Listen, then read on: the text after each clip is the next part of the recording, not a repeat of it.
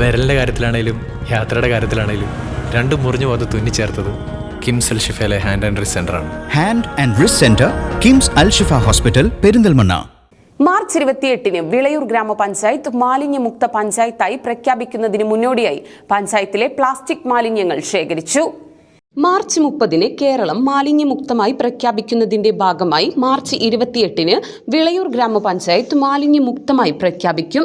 പദ്ധതിയുടെ ഭാഗമായി വിളയൂർ പഞ്ചായത്തിലെ ആശുപത്രികൾ, വീടുകൾ, അംഗൻവാടികൾ, സ്ഥാപനങ്ങൾ, സ്കൂളുകൾ തുടങ്ങിയവയെല്ലാം ശുചിത്വ സ്ഥാപനങ്ങളായി പ്രഖ്യാപിച്ചു.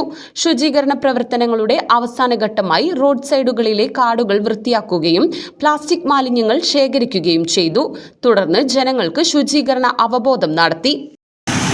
സംസ്ഥാന സർക്കാർ മാലിന്യ ശുചിത്വ സംസ്ഥാനമായി കേരളം ഈ മാർച്ച് 30-ന് പ്രഖ്യാപിക്കുകയാണ്. അതിൻ്റെ മുന്നോടിയായി വിളയൂർ ഗ്രാമപഞ്ചായത്ത് 28-ാം തീയതി വിളയൂർ ഗ്രാമപഞ്ചായത്തും മാലിന്യമുക്ത പഞ്ചായത്തായിട്ട് പ്രഖ്യാപിക്കാൻ വേണ്ടി പോവുകയാണ്. അതിൻ്റെ മുന്നോടിയായിട്ട് ഒരുപാട് പ്രവർത്തനങ്ങൾ നമുക്ക് നടത്തേണ്ടതുണ്ട്. റോഡ് സൈഡുകളിൽ ബിന്നുകൾ വെക്കേണ്ടതുണ്ട്. അതോടൊപ്പം തന്നെ സ്കൂളുകളിൽ ശുചിത്വ ബിന്നുകൾ വെക്കേണ്ടതുണ്ട്.